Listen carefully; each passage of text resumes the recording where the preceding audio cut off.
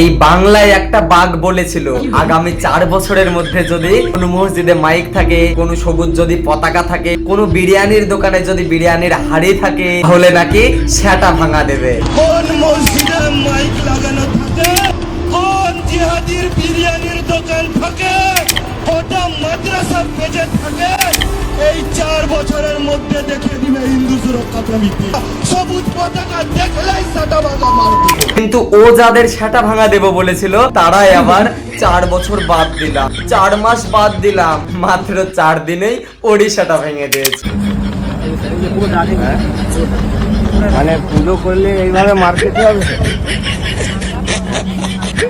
আমরা বললাম শোনা যাচ্ছে এক জায়গায় গিয়েছিল সে পিডাব্লিউ ভাঙতে। হ্যাঁ, আপনারা জানেন যে রাস্তার ধারে যে পিডাব্লিউ থাকে সেখানে হিন্দু মুসলিম সবাই ব্যবসা করে খায়। যখন রাস্তাঘাট বড় করা হয় তখন সরকারি থেকেই পিডাব্লিউডি অফিসার এসে ভাঙে যাদের যাদের দরকার হয়। কিন্তু উনি গিয়েছিল ভাঙতে।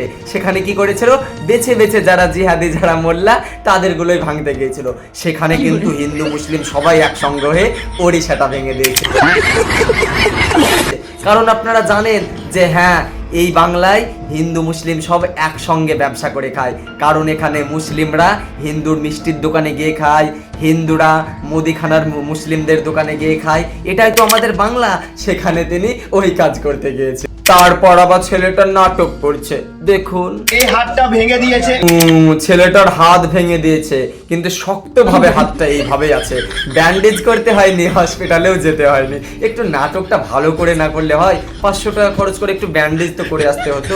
তারপর কি বলছে দেখুন, দিয়ে বাস দিয়ে আমার মাথায় মেরে বোল্ডার বাস দিয়ে ওর মাথায়, কিন্তু মাথায় কোনো মাথা ফাটা নেই।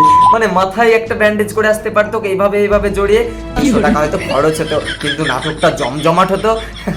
তারপর এই যে একে বাস দিয়ে মেরেছে। দেখুন পাশের ভাইটাকে কিন্তু মার খাওয়ার পর এইরকম স্ট্রং ভাবে দাঁড়িয়েছে। কি বডি, মানে মার খেয়ে ওর আরো বডি বেড়ে গেছে। বিশ্বাস তাহলে কে করবে বলুন তো? তবে আমি এর তীব্র প্রতিবাদ জানাচ্ছি। ওকে কে নিয়ে ভুল করেছে, ভবিষ্যতে কেউ যদি আবার এরকম করে আবার কিন্তু আমি প্রতিবাদ জানাবো। হ্যাঁ, এগুলো ভুল করেছে ভাই, এগুলো অন্যায় করেছে।